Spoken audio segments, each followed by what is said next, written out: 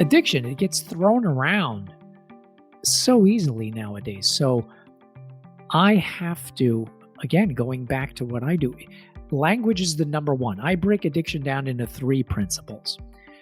You address these 3 things, the addiction falls apart. You break the cycle of addiction. The person will have enough awareness. I'm Michael Max, and this is Geological. Life will break your heart.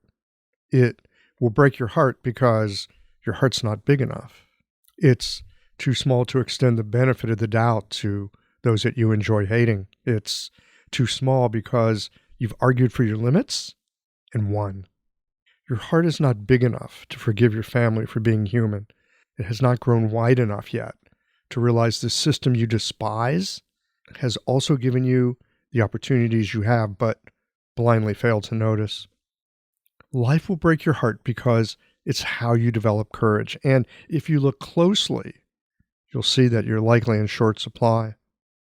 Are you willing to stand up and tell people what you really think? Have you digested the opinions you have, or swallowed whole ideas that make you feel good? None of us are willing to tear our lives down and rebuild the foundation. And so life shows up and breaks our heart so we can find out just what we're made of.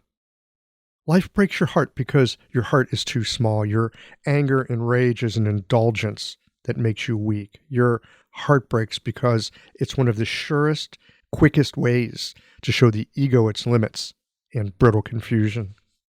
Hearts don't easily open. Courage is never an inborn trait. It's chiseled from the fire of conflict and fear. It comes from facing the inner and the outer demons. It's the opposite of a safe space, and it demands a deep respect for your adversary because annihilation is an option. You need ferociousness, and that too, like courage. It's an alchemical change that comes from the forging fire of trouble. Life breaks your heart because you don't know your measure, and how could you if you've not been tested and tempered? If you're more concerned with how people see you than respect you, if you're looking outside yourself for validation, then yes, you're asking for heartbreak, because being a slave to the opinions of others is not freedom, it's bondage. The heart is not a tender organ. It contains the untamable fire of creation. It's a compass that will lead you toward the destiny that you might want to avoid. It knows your measure, especially when you hide it from yourself. The heart does not mess around.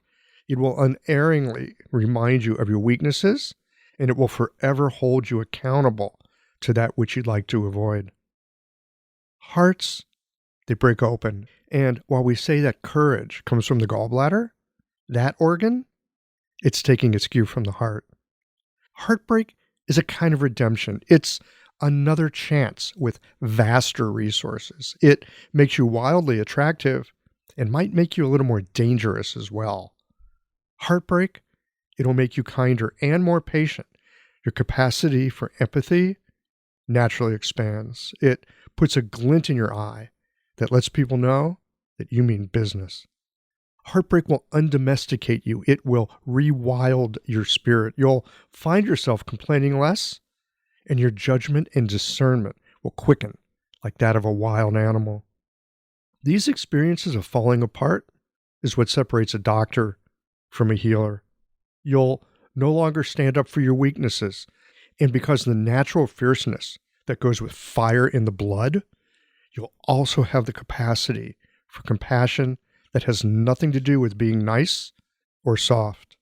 Heartbreak, it will make you more reliable to yourself and those who matter most in your life.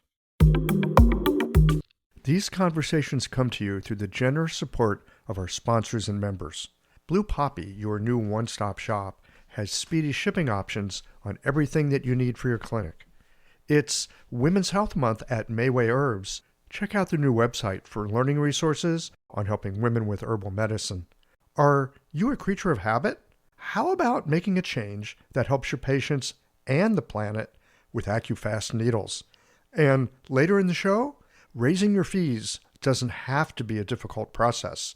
Jane has helpful suggestions on making it easy and effective. And finally, have you considered that having a thriving, profitable practice is one of the most healing things that you can do? Julie Bear Don't Walk has, and she can help you do something about it too. Do be sure to visit the sponsors page on the Qiological website to take advantage of all the special offers our terrific sponsors have for listeners of the podcast. Picture this. Your clinic is buzzing with patients, and then you realize that you're down to your last box of needles.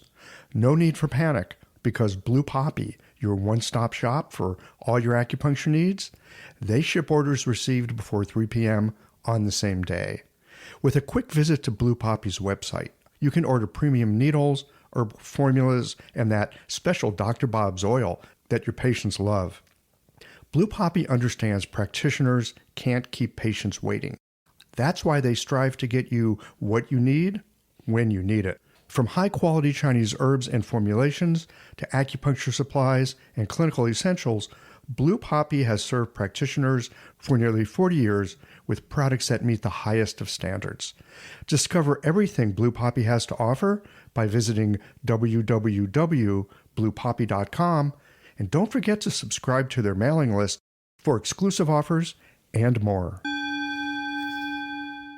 Hi folks, I'm Yvonne Lau, president of Mayway Herbs. May is Women's Health Month, and as a women-owned and women-run business, we especially love how Chinese medicine can support wellness through every stage of a woman's life. So in this month's newsletter and podcast, we're covering topics like PMS, pregnancy, menopause, and osteoporosis. We'll share expert insights and effective treatment strategies you can put to good use in your clinic. Our Plumflower brand line includes herbal tea pills, tablets, extract granules, and organic herbs, all of which you can find on Mayway.com, and where you can also find articles, videos, and other resources to support your practice.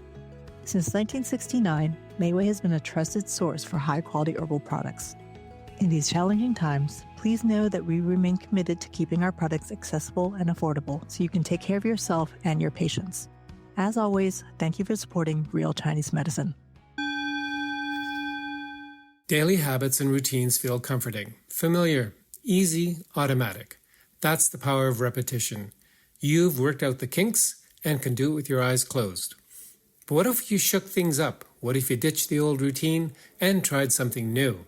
Hi, I'm John Sten. I've practiced acupuncture for over 30 years, and together with my wife Kelly, we created the world's first eco-friendly acupuncture needle.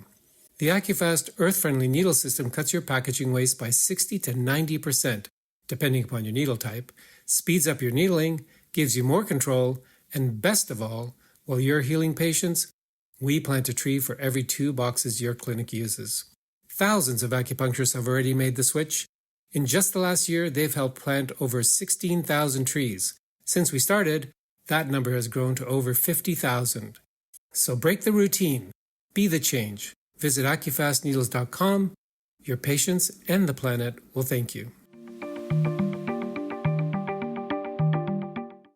Life rarely works out the way we expect it will. And there are times when we think we're onto something, we're on an enlivening edge, or it seems we're opening to the glory of the universe. We want more of what takes us to that elusive moment of luminosity, or we look to the ecstatic so as to escape the troubles we'd rather not face, which in turn can take us down the path of pain and addiction.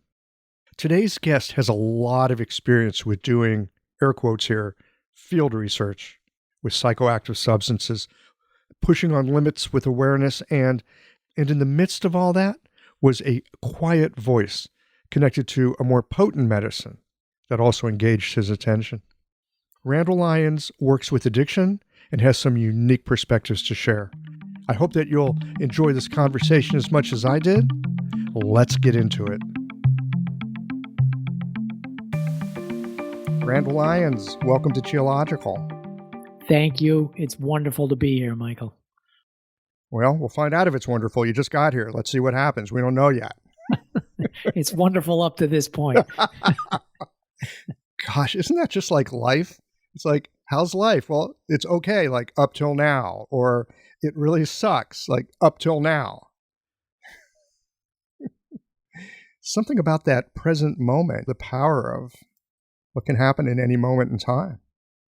Ah, yes. Well, that's part of the practice for me right now is being in the present moment, not turning on the phone, not looking at the news, recent past news, recent future news. Just no, right here, right now. It's wonderful to be talking about Chinese medicine. Yeah. That's why I started the podcast. I was lonesome here in the Midwest, and I had this idea that someone else put in my head, and I thought, let me check this out. How would I do a podcast if I was doing a podcast? Well, I talked to Chinese medicine friends because I don't have any here. Now here we are. I'm in St. Louis. You're in, not Vancouver, you're in Victoria. Victoria, British Columbia. Gorgeous island. How long have you been there? It'll be 2 years right now. And my wife is also here. And we were in Nelson, a small town in British Columbia, for a few years before that. So that's my Canadian experience. So I've got about 5 years total in Canada right now. Uh-huh. So you're not a Canuck by accident of birth? Accident of birth. You have no idea how close to the truth that could be. I'm a native New Yorker. I'm born and raised in New York. Well, I'm sure you got all kinds of stories on how you got to Victoria, but where I'd like to begin today is where I often begin, with the generous folks like you who agreed to hang out for an hour or so. How in the heck a nice boy from New York got involved with something like acupuncture? I mean, most of us didn't exactly grow up with a lot of Chinese medicine all around us. I mean, maybe we watched up watching Kung Fu and that was it. Well, judging by the little gray hairs in your beard and the gray hairs in my beard, I guess we're about that same age there. So I'm a child of the 60s, an experiment of the 70s, and disappointed, angry person in the 80s. So that's kind of where it went down. Oh, man. I have not heard it put that way before, but spot on, brother. I just thought of that yesterday. I was just thinking about that. I was like, yeah, that's pretty much it. Mm-hmm. 1985, left New York in a car with two other knuckleheads to become rock stars and move into LA. And it took a few years there. And, well, I guess what happened was my specialty is in addictions. Mm-hmm. And let's just say at that time I was still doing diligent field research. How's that? I was doing my personal field research with music and addictions in 1980s Los Angeles music scene. And well, what a great place to do your field research. I can't think of anything better, really. Well, except for maybe New York in the early 80s and the late 70s. So that was a perfect segue.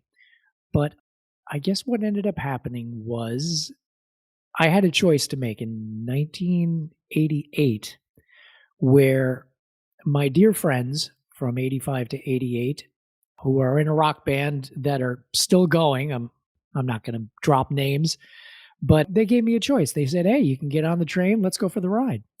And I said, no, I'd rather be the captain of my own dinghy rather than a cabin boy on the Princess Cruise, so to speak.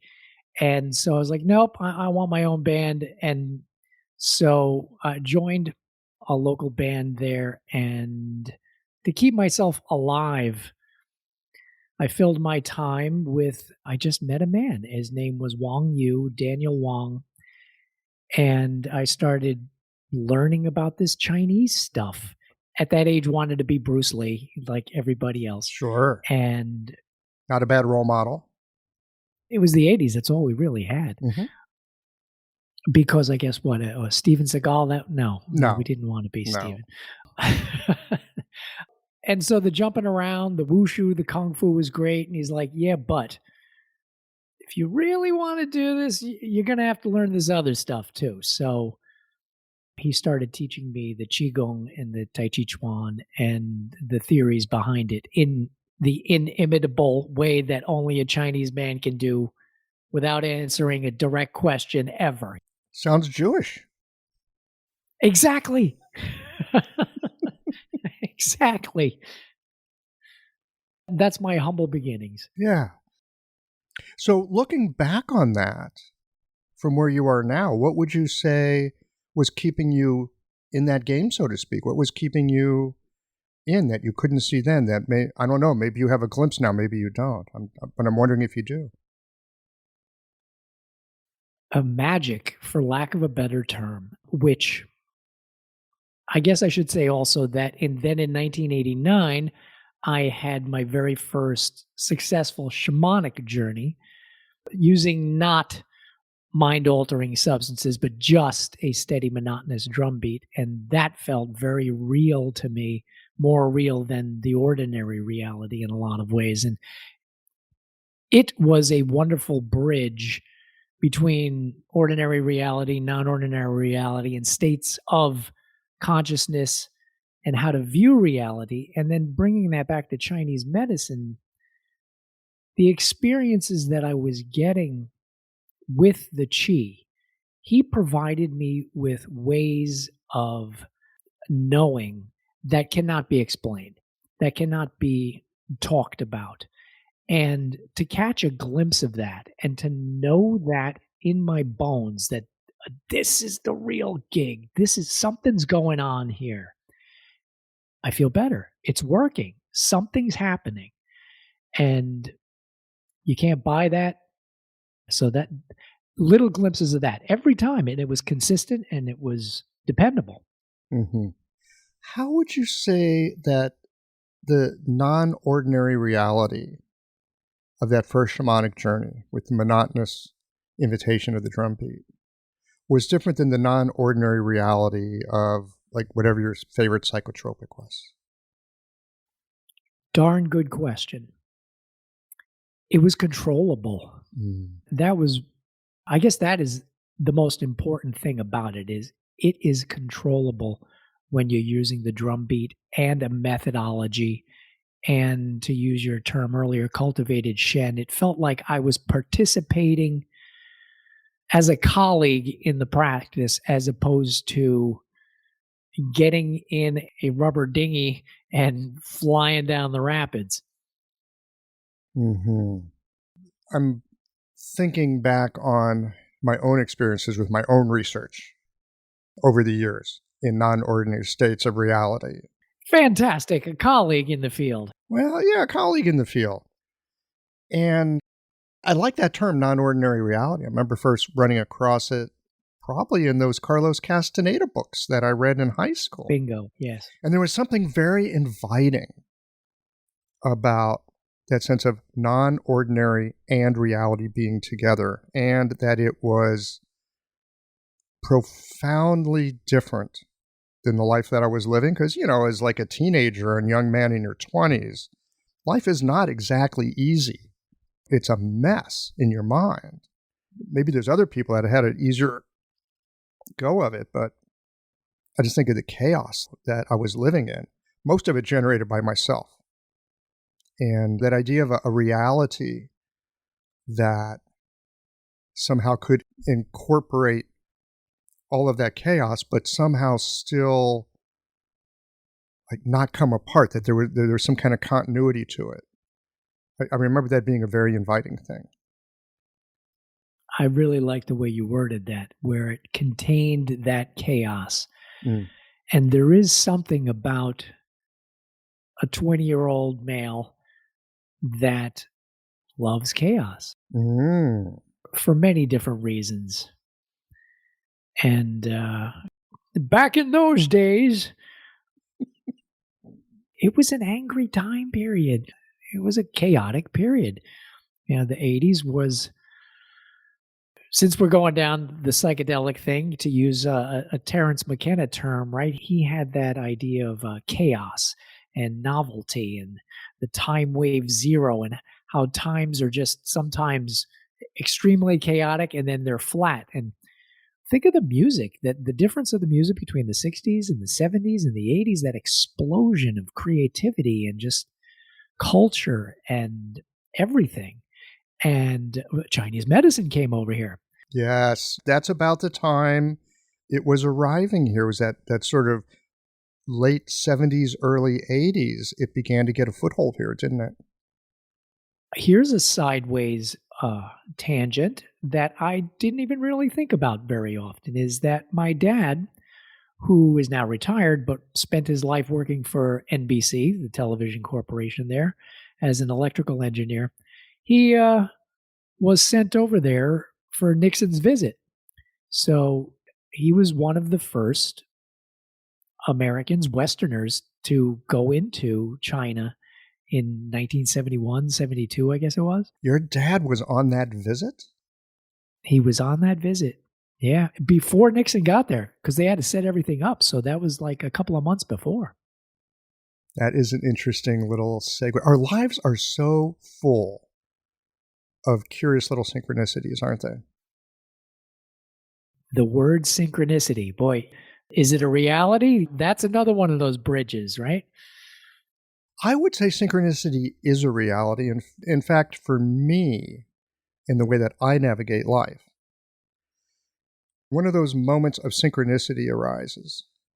I feel like that veil between ordinary and non-ordinary has become thin, and I've gotten a glimmer. And it usually means keep moving forward. I'm glad we're recording this because I'm going to use that. I believe that is exactly what it is. One of my teachers, Michael Harner from the Foundation of Shamanic Studies, his teacher was at one of Carl Jung's last public presentations in New York. I guess it was the 50s. And one of the oral traditions that comes down is that he says, you know what? Synchronicity, I had to use the terminology of psychology, because if I had said spirits, which I do feel I can say now is more accurate, they would have strung me up. There's no way that it would have been looked at as a science or anything. So I had to say that at the time. But yes, that veil is very thin, and something poking through from the other side saying, you're on the right track, keep going. Mm-hmm. And here's the other thing I found about synchronicity. It always comes from the periphery. It never comes from what's ever directly in front of me. It's always a little something off to the side, like in the peripheral vision.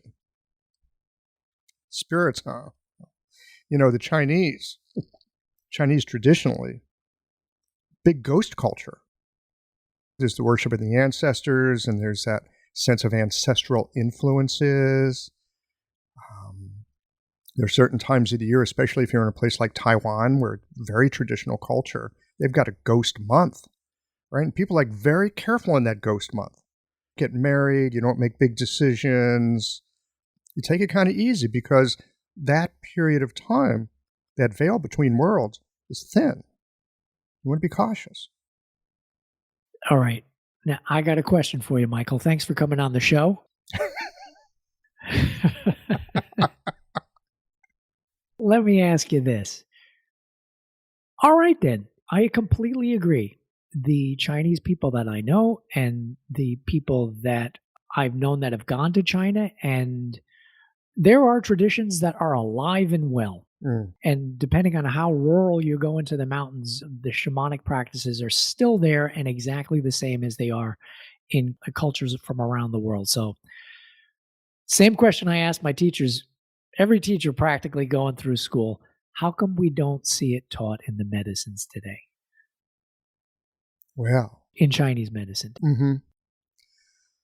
I don't know if I'm the best person to answer that question, because, I'm not a historian or, any kind of sinologist or anything.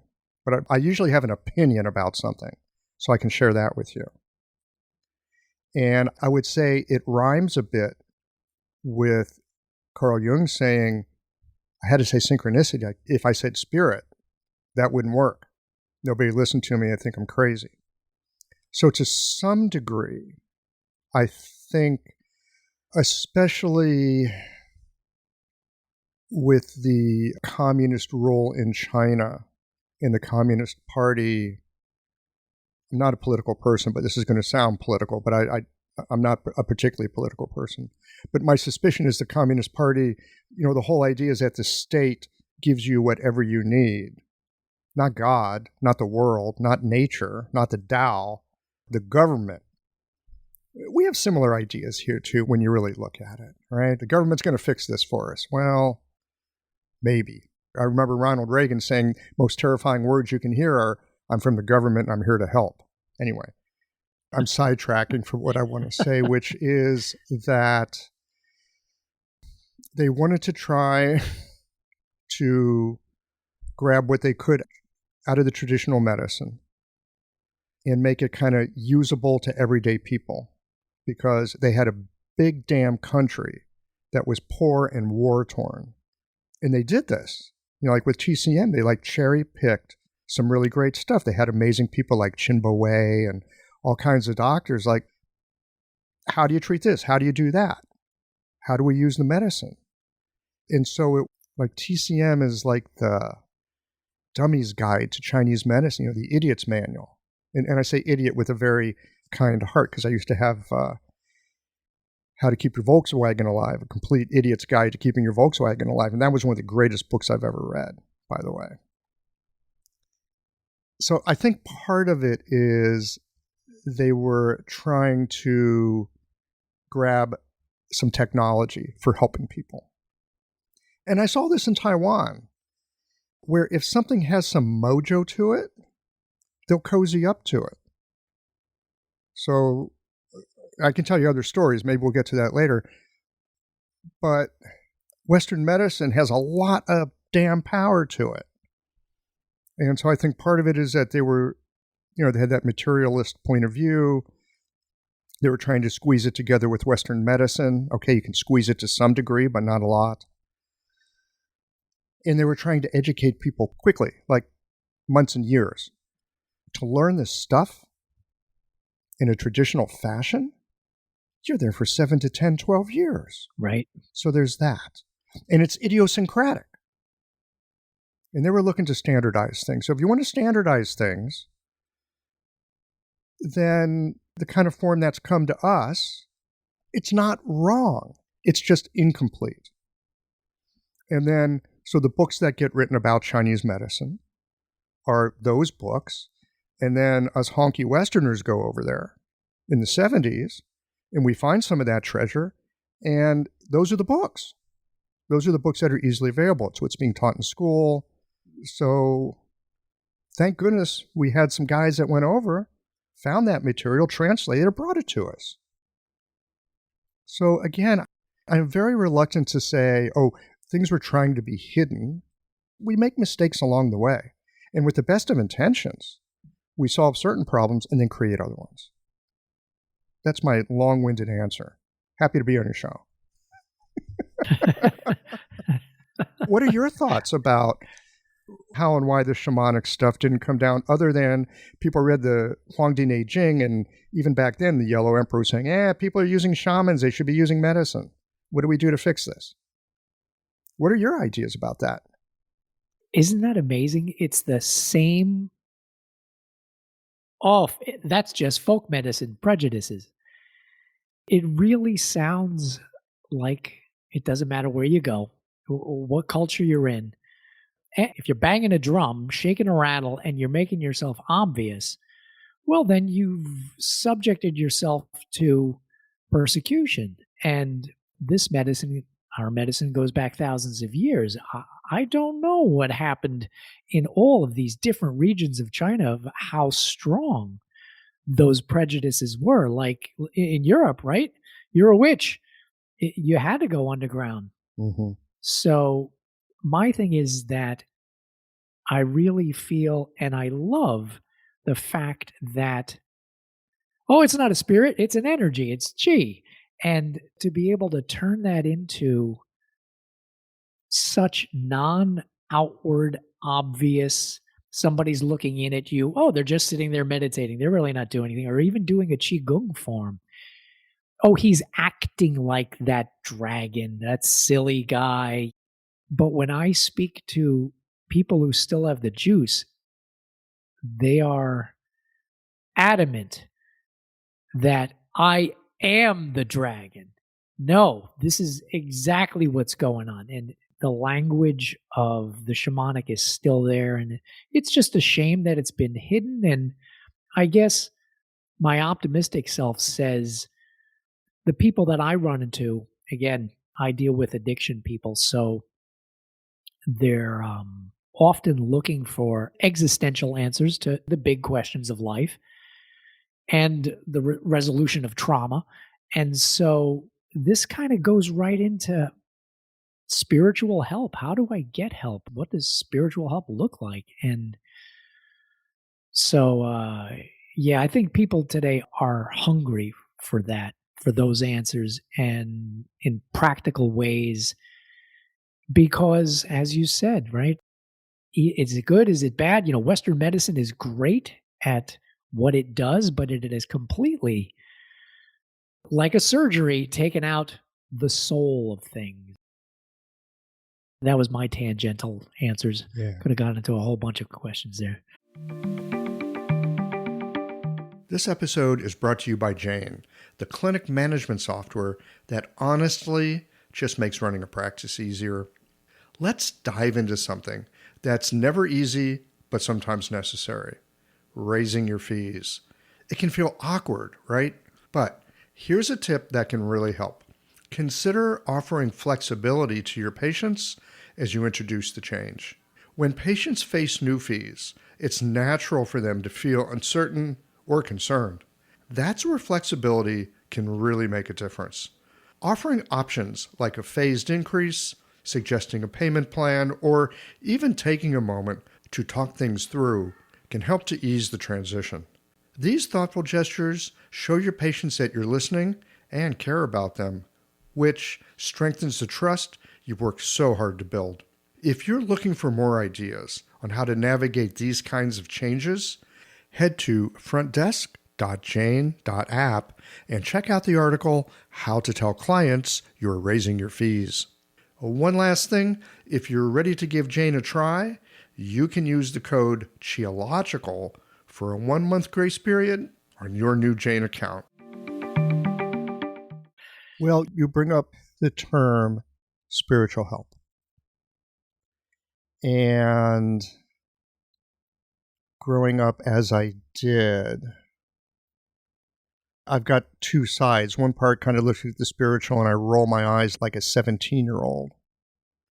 And another part of me has wide eyes going, oh, tell me more. Both of those energies are quite alive in me. They still are.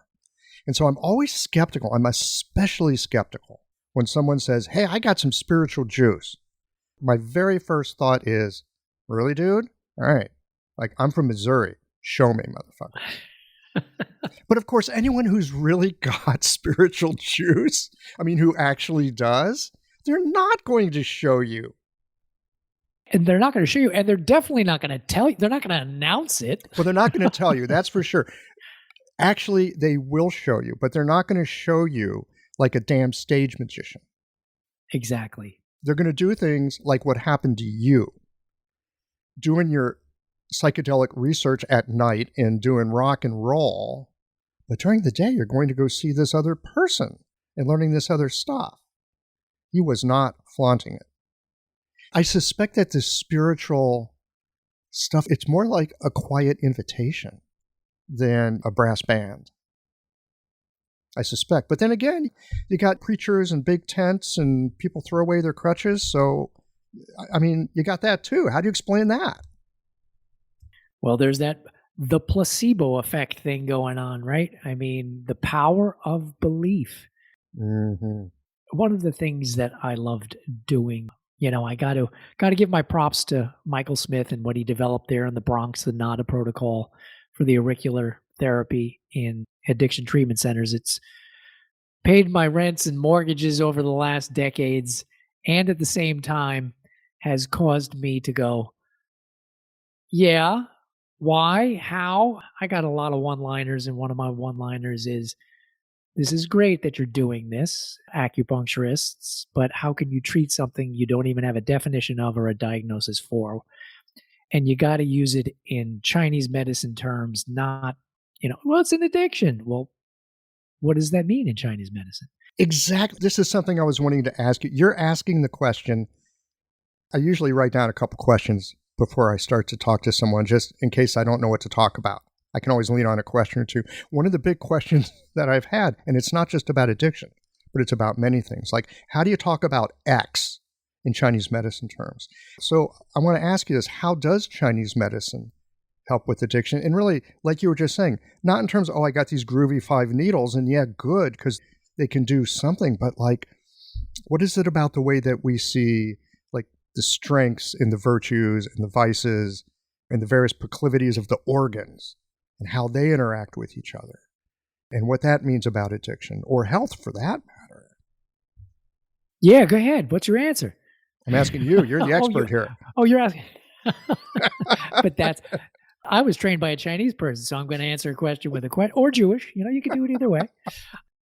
So, yes, I had the amazing blessing of being given an opportunity to transition from just doing the NADA protocol. Everybody sits in the room, you turn on the groovy music, you throw in the needles, and everybody cooks. And you pull them out and everybody leaves. To a startup treatment center. I'll say this one because I loved this one. I've worked at dozens and there's a lot of machinery going on. All right, we'll stay away from the politics and the business end of it. But this one was called The Orchid Where Women Heal. So she was starting up 2003, 2004, a facility just for women. I was the only man. There was a handful of people on staff, and it was just a handful of people, and sitting in a room with 1, 2, 3 other people, and they start asking you questions. Mm-hmm. Human questions. They have no background in Chinese medicine. Mm-hmm. I don't know. So I have to start coming up with answers. And, oh, well, there's qi. And no, you can't do that. No, because it doesn't connect. Exactly. And our job is to connect. That's where I am these days. Is I'm not completely circumnavigating the question, but I need to explain addiction not only to you, a colleague in my field, but to that 22-year-old heroin addict who doesn't want to be here existentially or literally in my room, to the 30, 40-year-old spouse who's addicted to pain pills, and then or the 60, 70-year-old alcoholic. Well, what do I got to change? I have to be able, what's the definition? To those people as well as you. And then now, if I'm integrated, and I use that word with air quotes here on the audio, in a facility where now I'm going to send these people off to their trauma therapist, their mental health counselors, or maybe even a medical doctor, I have to be able to give them something to where they can say, well, I just came out of Randy's group, and he says, how does that land with you? So I love this. And I've been in front of conferences where I've got addicts next to neuroplasticity PhD candidates, next to mental health counselors, next to acupuncturists, next to MDs. And everybody's sitting there with their arms crossed going, go ahead. Like you said, you are the brass band. You're the performing monkey. You're on. Go. Prove it to me. And I love going into those situations because we all think we have the medicine. Otherwise, we wouldn't have gone into that medicine. So we think we've got something special. And my job nowadays, I believe, is to make these bridges through language, through explanation, that we all are on the same team and that we all can, because I believe firmly that Chinese medicine can treat every aspect of an addiction. I may not have the ability to do it, but I know the medicine has. 100% agreed. And I say that not because I understand much about addiction, but because, well, if I didn't believe that, it would be hard to do the work that I do. And also because I see younger practitioners, and I've been one, and even though I'm not a younger practitioner, I still bump up against it. There are things I think the medicine can treat. It's just that I don't know how to do it yet. I hear younger people, and it breaks my heart, newer practitioners. Well, Chinese medicine doesn't treat that. We're going to use functional medicine instead. It's like, I don't know if I'd write our Chinese medicine off so quick. Go a little deeper before you decide that it doesn't work. And that going deeper part, I think, is often, it can be a delight because, it's fun to learn something. But it also takes us to that edge of I don't know, and how do I feel when I don't know, and am I capable when I don't know, and how can I be capable in a moment when I'm recognizing that I'm incapable, and it's learning to deal with my incapability that will make me more capable. Those are really difficult bridges to cross. I'm going to sit in that, and I want to sit in this moment of, I don't know how to answer that. I don't know what to say. Because that's exactly that feeling. Yes. Right? It's like, I could come from well, I have a canned answer for you, and I know exactly what it is. But when I'll use the collective language there, let go of that, and we let go of the role of, well, I have decades of experience, and let me tell you I don't know. Then I'm left with being a human, sitting here through a screen across from you. How are we going to answer this? And boy, like you said earlier, the periphery, right? Now I've opened myself up to those new ways of, I'm going to be the new person again. And to me, that's exciting. That's why these talks are exciting. So thank you for leaving a little room for the unknown. I'm going to speak personally. I don't know if I invite it into my clinical practice often enough. It sure shows up often enough. Usually makes me uncomfortable because my patient wants something to be different and they're depending on me to know. But a lot of times it's hanging with the unknowing that allows something to arise that is uniquely helpful for that person. And unlike the TCM where they tried to get the answers and teach the answers, I think it's more about being able to sit comfortably with the questions. There's a cultivation for you. Boom. And you just explained to me, we just got to a place that answered for me why those old Chinese masters that I looked up to in that moment of me asking that young, youthful, give me, I'm hungry. I'm a little baby bird. Feed me. Give me, it's a yes or no answer. Give it to me. And they would no, and no, not give it to me and stop. But I never considered that it was this moment that they didn't know. But now it's maybe exactly what we're talking about, to where they were, all right, what do I do for this knucklehead to try to get him from point A to point B with grace and ease so that he can understand it? And that's why they just nodded their head and maybe said, good. What does that mean? Knucklehead is the right word.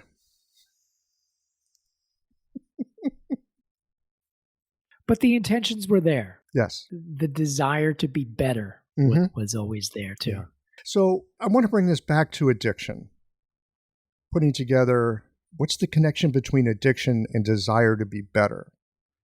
So I just want to stick a pin in that question so I don't forget, because I've got a question behind that in terms of, because I don't work in the addiction field. I hear the word a lot, but these days I hear the word addiction, like I hear the word trauma, like I hear the word patriarchy, like I hear the word capitalism, like so many words, and I think I know what they mean.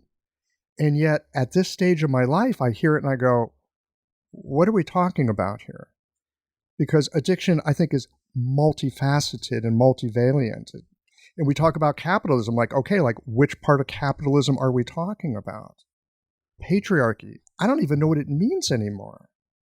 So I feel like I'm getting dumber, either dumber in my dotage here in my 60s, or or just waking up to how much I really don't understand, but I thought I did.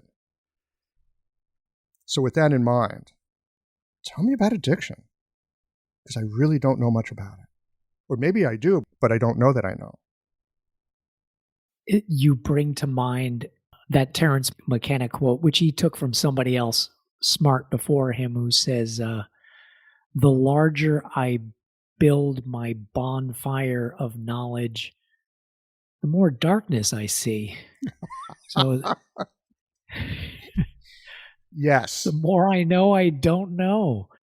And a little more directly, there is something about language nowadays that it's getting so watered down to speak to your experience of addiction. It gets thrown around so easily nowadays. So I have to, again, going back to what I do, language is the number one. I break addiction down into 3 principles.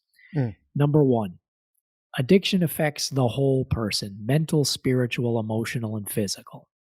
Okay, great. I can live with that, right? Number 2, addiction is a cycle. That's where we come in. We love cycles and patterns. Yes, we do. Number 3, addiction impacts every close relationship in a person's life.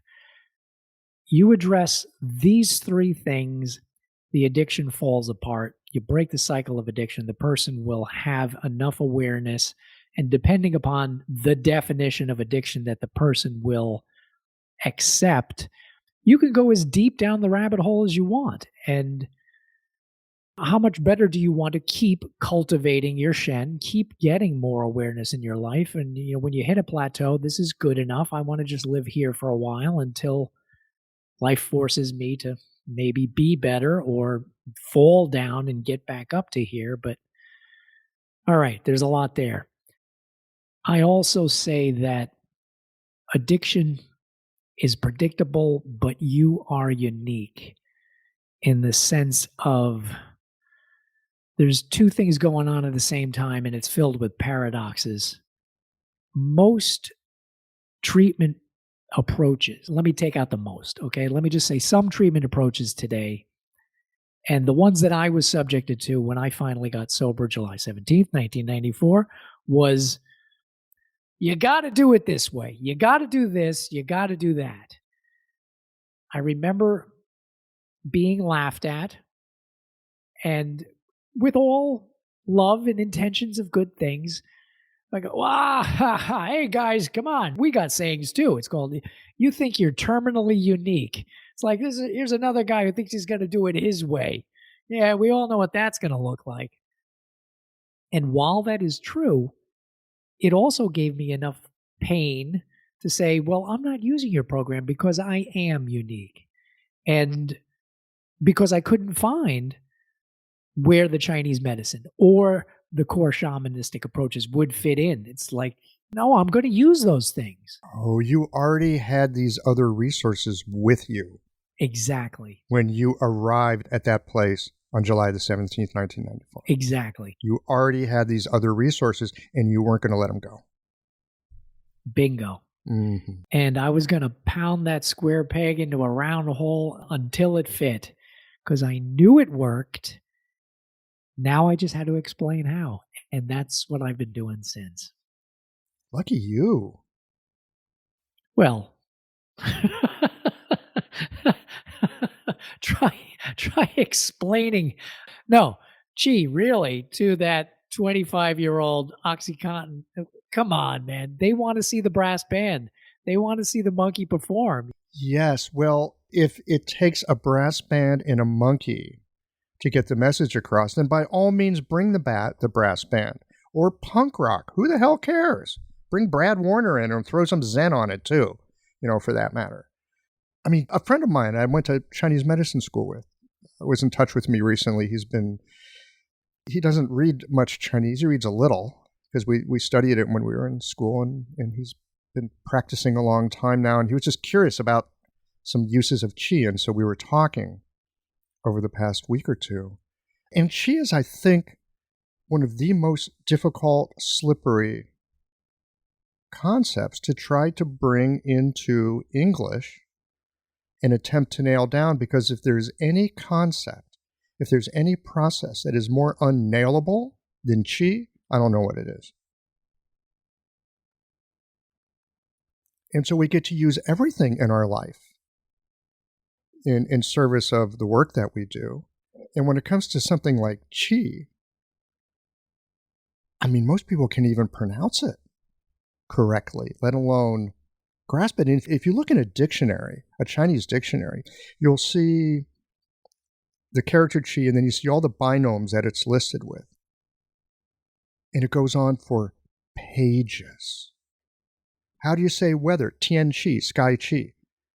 Complexion, mian qi, face qi. Right? If you're angry, sheng qi, qi goes up. Qi shows up as this slippery force that imbues so much of life. So, yeah, like which qi are you going to explain to that OxyContin addict? It's like which one is going to land with him and give you some de qi? Which one's going to land with him so that the qi actually does something? That is the mark of the doctor, right? You said the word imbue. And it's like that idea of transference of qi, right? The Buddhists call what when they transfer transmission, right? And there's all different opinions on that. But how do we transmit that knowledge, that experience, so that it lands with them in a way that imbues them, empowers them, and transfers the responsibility too? And it transfers the idea that now they want to participate in the process. And well, you know this, that is one of the reasons why people come to us, is because they want to be empowered. Many people are also just looking for another way to not be empowered and to hand over the power to another doctor. Fix it for me. I think one of the great promises of conventional medicine, and one of the reasons why people often feel so failed by it, is its promise is, we're going to help you get rid of your problem with no participation on your part. And there's a part of me that really would love to have aspects of my life that are troublesome. Just poof, fairy godmother comes along and changes it. The problem is that doesn't change me. That doesn't change the underlying conditions and circumstances that gave rise to that. And you were talking about this as also being kind of a shamanic process in a way, and how shamanic processes have opened you up to different ways of seeing reality and working with it. This thing about being a guide really resonates with me. It's our job to help people find that capacity in them that maybe they lost or set aside. Often I think they've just lost it. I don't think they'd put it down if they knew what they were putting down. I think we get kind of lost from certain aspects of ourselves. Does that make sense? You're ringing the bell. It's resonating with me, absolutely. I love the idea of remembering. Okay, here's a can of worms for you. I have a picture that I've saved. I don't have too many belongings, but I have one picture. I'm 4 years old, and I distinctly remember the moment of it being taken. And I got brought to a photographer. It's like, okay, the boy's going to have some pictures taken. And I was doing mudras with my fingers. And the photographer's like, okay, one more, but stop doing that with your hands.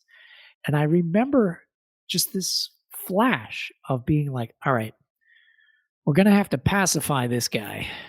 So I'll tell you what I'm going to do. I'm going to give you the big 4-year-old smile. Okay, here's the cheese that you've been searching for, but I'm not letting go of the mudras because this is very important.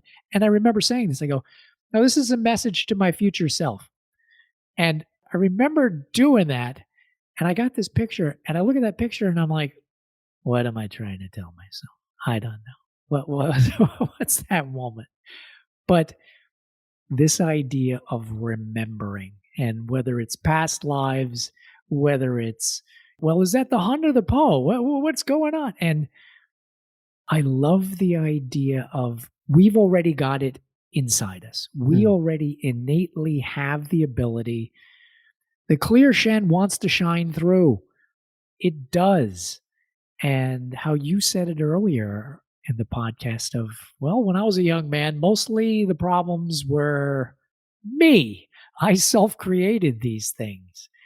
So, yeah, that was a long-winded tangent, but I think we know that the clear Shen is in there, and it's just a matter of removing the phlegm, or however you want to say it, so that that Shen shines through the 7 openings of the heart. Having a thriving, profitable practice is one of the most healing things you can do as a healthcare practitioner, because a robust business is the ultimate expression of vital chi, and that's the heart of our medicine. I'm Julie Bairdontlock, and I help practitioners grow nourishing, profitable, authentic businesses that embody the generative cycle of Chinese medicine. This isn't about all yang all the time. It's about expanding your own internal capacity, growing collaborative relationships with your patients for ethical patient retention, and marketing as an extension of this medicine, not a necessary evil. You already know that everything is connected in your patients' lives and bodies. The same is true for your business. When we align your systems, your schedule, your pricing, and your offerings with you, we create flow, which means more spaciousness, more impact, and more joy. When you are in the flow, fully resourced in terms of chi, time, and money, your business becomes a source of healing, not just for your patients, but for you. Let's grow something rooted, radiant, and real. Visit lifeflowconsulting.com to learn more. For me, I have to root any of the stuff that I talk about on the podcast in my clinical work. I mean, it's easy to talk about hypotheses and ideas, and I love that. For me, it's how does it actually show up in practice, in real life, with another human being in that moment of arising, really. And so hearing you say healing is remembering, you could say it the other way, remembering is also healing. That there's something about healing and remembrance. I think that's something you can take to the bank, so to speak, or you can take it to your treatment table. Often people, after a particularly helpful acupuncture treatment, they'll say something about something they remembered or something they felt. Maybe something they felt that they haven't felt in a long time, or maybe they don't even remember feeling like the way that they're feeling at this moment. And they ask me, where did that come from? What did you do? And the answer is always, oh, that's you. All the needles do is call forth what's already there. This thing you're feeling, it's not outside. It doesn't come from the outside. That's you. I think those moments in my practice are probably the most potent ones, when people recognize, oh, that's me? Like you with that 4-year-old picture. Yeah, that was you. Mm-hmm. You got the big smile and you got the mudra. You know, our amazing, quirky, wobbly selves. You just did something that reminded me of the connection between what causes the pain, let's say trauma, and healing of trauma. And using this idea of remembering. And we're on video, so I can see you. You held your chest, but you made that sound of, huh! That moment. And I love working with the emotion of fright. And I use that emotion, fright, and I translate it, as we've been talking about here, I translate that into trauma. And then I translate it a little further. And in my business, I don't call trauma trauma because some people say, I don't have trauma. It's like, okay, hang on a minute. Trauma, abuse, heartbreak, and loss. I have the acronym TALL. Trauma, abuse, heartbreak, and loss. We've all had those things happen where we are one way before and we are another way after. And we're changed forever, and that's it. Mm-hmm. And what happens in that moment? The fright hits. Boom. And that sound. And Maciocia uses the term suspended chi. I like that idea of fright. It's like the chi gets suspended. And for some trauma, and then this opens up that whole conversation of Western medicine of limited choices, fight, flight, and freeze. And for good reason, it's survival. But then there's that statement in the Ling Shu that I don't have quite memorized, but that I've lived by, which is the evil chi that comes in to penetrate the heart. If it makes it to the heart, the Shen departs. The Shen departs, the person will die. Therefore, the evil chi that comes in to penetrate the heart will be diverted to reside in the pericardium. And so, how long does it stay there? What does that look like? What does it turn into? What happens if it stagnates for decades and turns into what I would term a roll? And then I have a whole model based on this. And all of the dysfunction that happens based upon that one, that suspension of chi. And then people say to me, it's like, I don't really like, I think of loss. It's like, think of the time, have you ever gotten that phone call where it's like, Randy, did you hear? I got some bad news. Red Ed had a heart attack. I still remember that moment. Boom, he's gone. And in that moment, I can't breathe. And in that moment, I don't know if I'm ever going to take a breath again. And then I do. And then all that comes in is grief. And so again, that gets intertwined in there. And then does that get stagnated? Do we process that? Do we express that? And by process, I mean by spleen chi, as well as counseling, because I think those two things are easily equated. So there's a whole bunch of spaghetti I just threw on the wall. I don't know what the question was. Yeah, man, we're painting a Jackson Pollock picture here today. You talk about that helpful and interesting, because you could see me and you could see my hand go to my chest and I make the sound. And so I'm kind of cooking with that at the moment.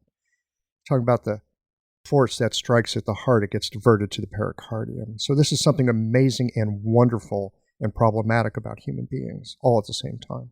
Yes. Okay, so the heart's been protected. The pericardium has taken the hit. Humans are marvelously adaptive, marvelously, phenomenally, creatively adaptive. And so now we have this compensation that's come into our system. We're now navigating around this frozen, suspended chi.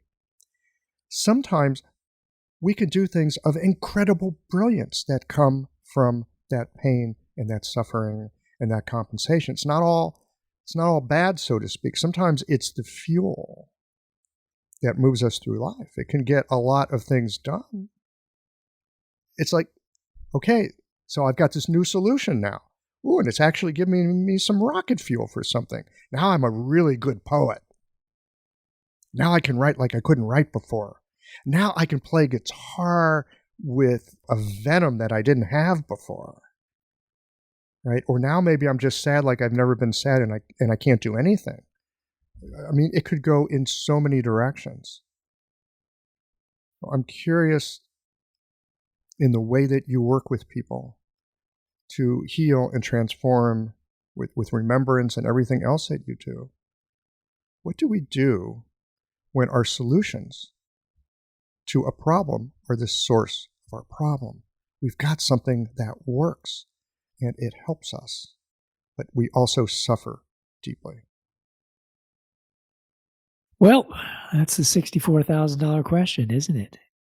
And how do I invite the person sitting in front of me to the notion that their wound also contains the magic in their gift that only they can bring to this life in the way that they can do it? And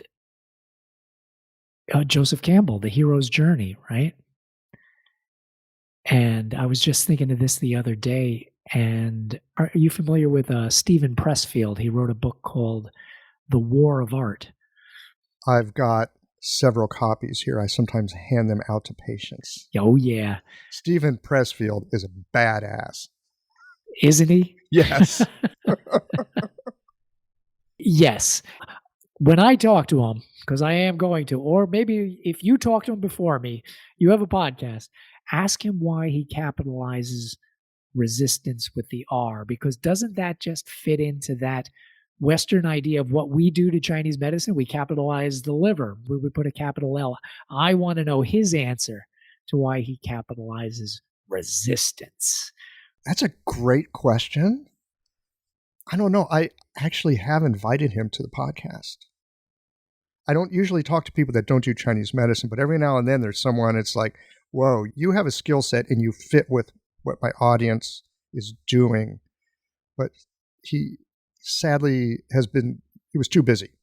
So somehow Geological didn't make it on. But I'm going to tell you something about the generosity of Stephen Pressfield. His secretary is the one who communicated with me with much thank you. Oh, thank you for being interested. They sent me a box of books.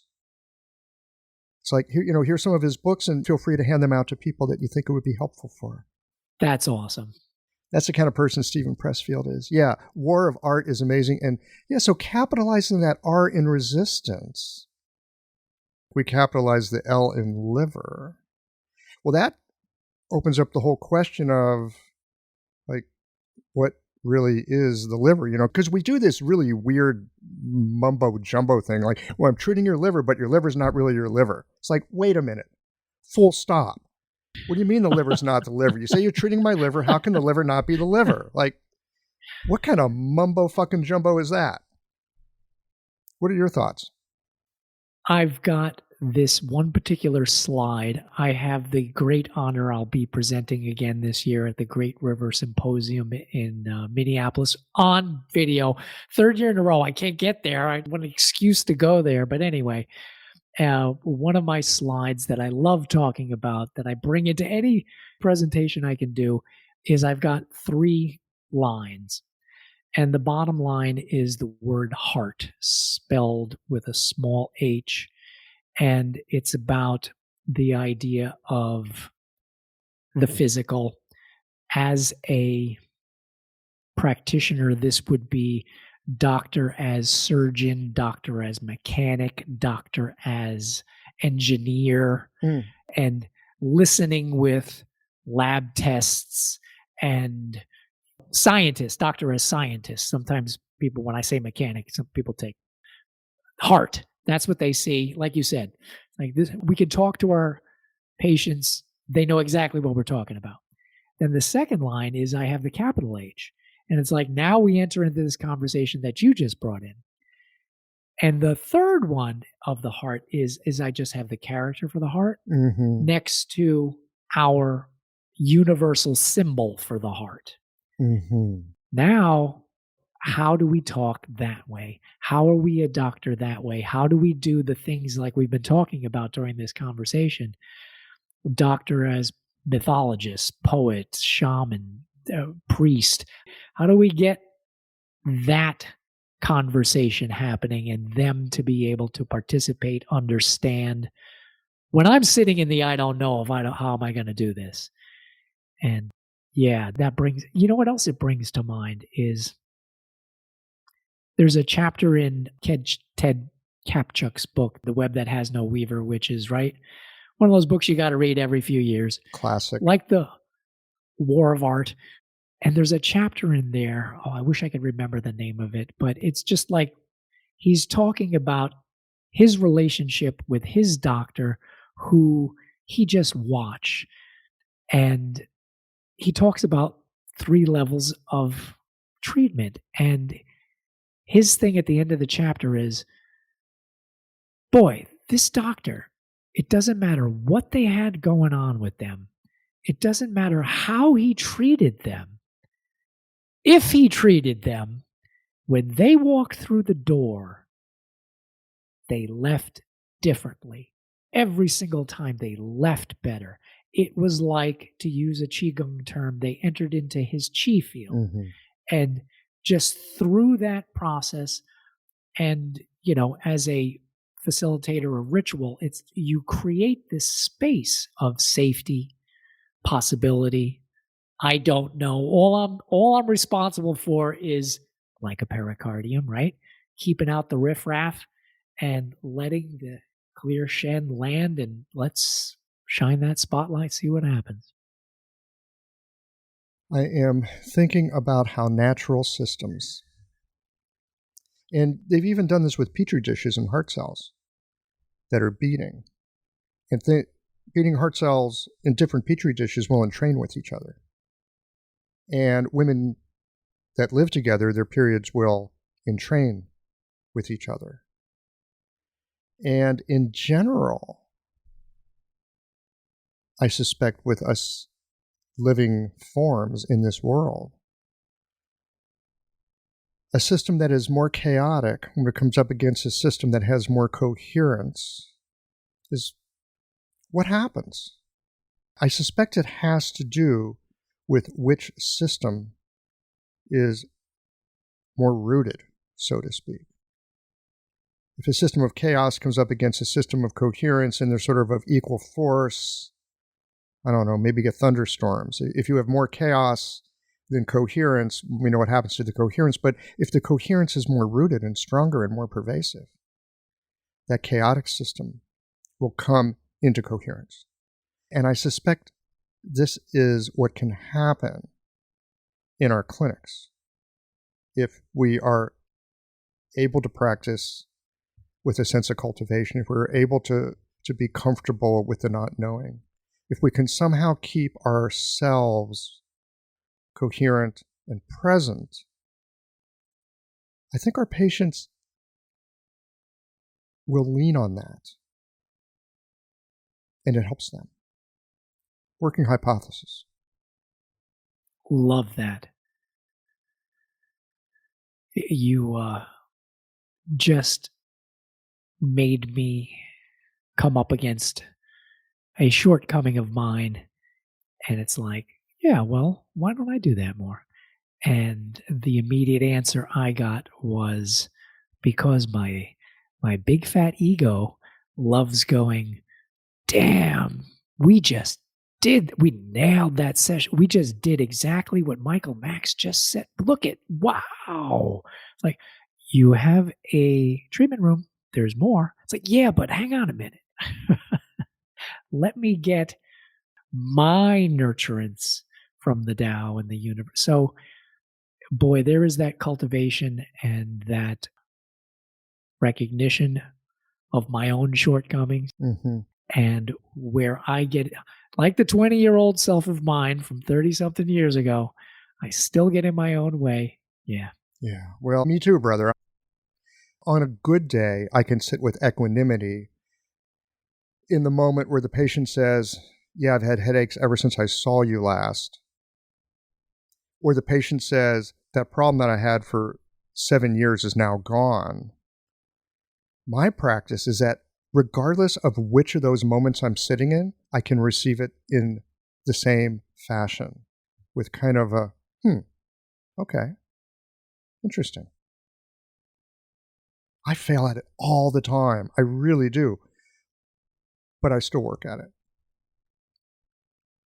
All right. Now, this is going to be a voice of more of a question for you. Michael, I need you to give me the answer, okay? Because I hear you. It sounds great, but my 20-something-year-old English guitar player that used to do rock and roll really does not like the term equanimity. It's freaking boring, man.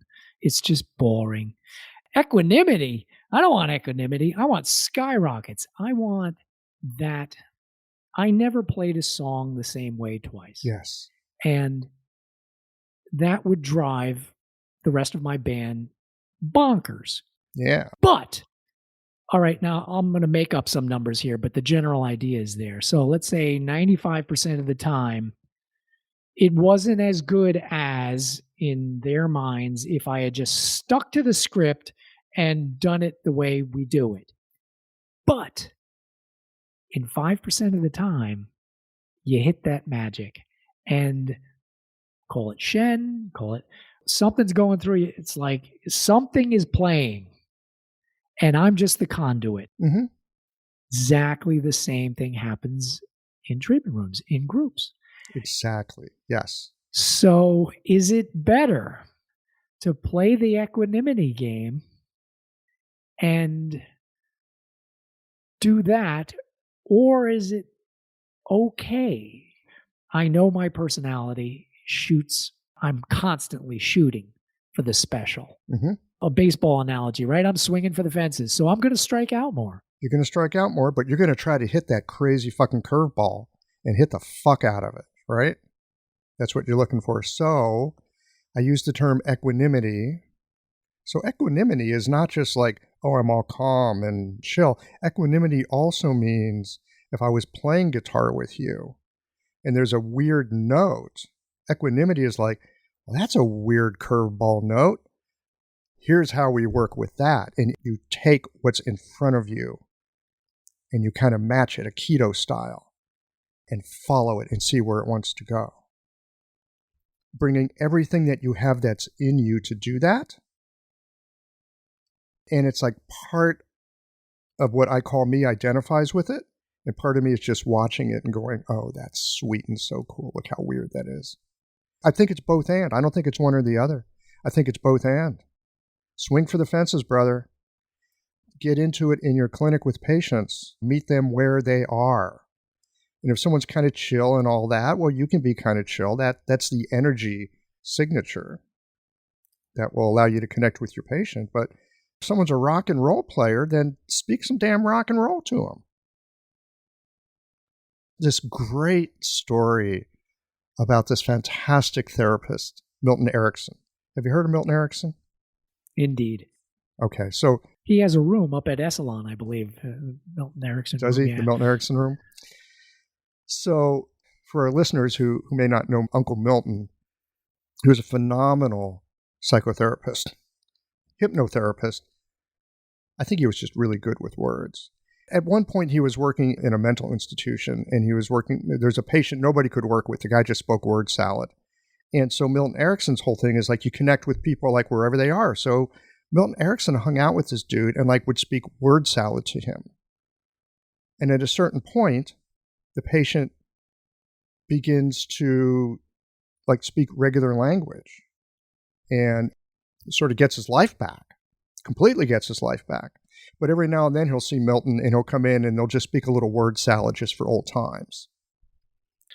And I think about that a lot because even though I like to think I understand what my patients are saying, what they mean, or where it comes from, I think the truth is often with us human beings, we are speaking word salad to each other. We just don't recognize it. And so whenever we can somehow drop into that sense of connection, and you know it when you feel it, that's when the chi is a bit more alive. Then something can happen because you're connected. I love that. It reminds me of, again, that first principle. Addiction affects the whole person, mental, spiritual, emotional, and physical. And why I do that is because it's plain English. People understand it. It's also a triage model. Mm. In other words, if I have 4 different people sitting in the same group and one guy's a physical guy saying, look, dude, I got back pain. I don't need to be sitting here talking about my childhood or just fix the back pain. My problem is 100% physical. And I got another guy going, mental. I really need to get a control and grasp. And do you have any like Buddhist mind things I could use? Emotional, spiritual, the routine. So if I have 4 different people sitting in that same room, they're asking for 4 different languages and they're asking for 4 different medicine. Mm-hmm. And so that's why, again, you brought earlier that idea of addiction. What the heck does that mean? So that's where I begin with them is it's like, well, time out. We have to spend some time figuring out what's your language, because that'll lead us to what is your medicine. Ooh. And then I will be able to deliver that brand a whole lot better. What is your language that lets me know what might be your medicine? That is really helpful. Not just with addiction. I mean, across the board, that makes sense. And I appreciate you couching this in addiction. It's this bigger thing. This is one of the facets. Are we speaking to people in the way that we are connecting with them? I'm a cheater. I'm just a damn cheater. People ask me, what do I do for a living? And I say, you know what I do? I point out the obvious. That's all I've been doing, and I've been getting away with it for quite a while now. So this idea of the language and the medicine, it's so simple. It's so simple because they're telling me what they want, and all I have to do is just, as we've been saying, just listen to them. The word salad example, right? It's like, just give them what they want. And then now we've made the connection. We have trust. We have a foundation upon which we can get into the next steps of addiction is a cycle. And we can start talking about all that stuff then. Easier said than done. Indeed. I know from my own experience of working in clinic, I have my own motivations. I want to make money. I want to be helpful. I want to feel like I'm helpful. I want to feel like I'm useful. I got all my own agendas. To simply listen to what the other person needs and help them get it. I mean, it sounds really easy. But again, I've got my own agendas that, over time, on a good day, I can leave them outside the door. I can pick them up on the way out if I like. It's part of the enterprise of being human. We all have these things that brought us to this moment. That's what you brought me back to why I'm a cheater, is because by saying I treat people with addictions, I'm saying it's a cheat because the person is then coming into me willing to admit they have a problem most of the time. Sure, I get the people who are just still in complete denial and they've been referred by their family member, but how is that not like any other thing? So when they're coming in from this place of, I don't want to say submission, but admission that, and because addiction is so ambiguous, and because it can be taken into so many different directions, it affords me such a head start as opposed to the person who is coming in with anxiety, let's just say. Because the chances are it's still outside of me. It's their fault. Whereas I have an addiction. If I can get the person to that point, or they're coming in at that point, I'm so far ahead of the game than so many other people who would be coming in with mental, emotional conditions. Their partner, good God, right? No, it's 99% their fault. So that's what I mean by that. It affords me such a head start. Well, I think it's helpful for all of us in our practices to be able to state clearly what we do and who we can help. Certainly early in my career, I thought, Chinese medicine can treat anything. I can treat anybody. No. I can treat anything. No. as time's gone on, I realize, much like you, I don't have a specialty in addiction, but I kind of have a sense of who I'm going to be able to help and who I'm not. And is that cheating, or is that just like a little bit of wisdom painfully gained over time so that you know how you can be most useful to somebody? I don't know. That's cheating is my way of reconciling all those voices you had mentioned earlier about I have my own agenda. And to the sense of, you know what, life's hard enough. In order for me to place my gift, for my gift to be received, I need a head start. Mm-hmm. I need to at least narrow down. So you know what? All those agendas that I got, they're probably not going to go away. They're just going to change chairs, right? It's going to turn into something else. I need a new car. I got a new car. Okay, well, now I need a new. Yeah. Change chairs, yeah. Yeah, we have to take our kind of broken off center wobble and use it the best we can. Well, Mr. Lyons, this has been a surprising and delightful conversation. I have really enjoyed our time together. Michael, mine too. I love listening to you, and I knew right from the first time I heard you, this guy knows how to listen. You have a wonderful quality of inviting, like we've been talking about with patients. So I only imagine that you must be as jamming in the treatment room as you are in front of the microphone here. So for me, I was greatly looking forward to this, and I am not disappointed at all in our talk, and wonderfully surprised. So thank you, Michael, for having me and having this talk. It's really been a pleasure, and you've given me a lot to chew on. We may need to come back and have another conversation in the future. Only if we're jamming. If it's a jamming conversation. Well, why would you want a non-jamming conversation? That's it, man. That's it. All right, brother. Take care. Thank you, Michael.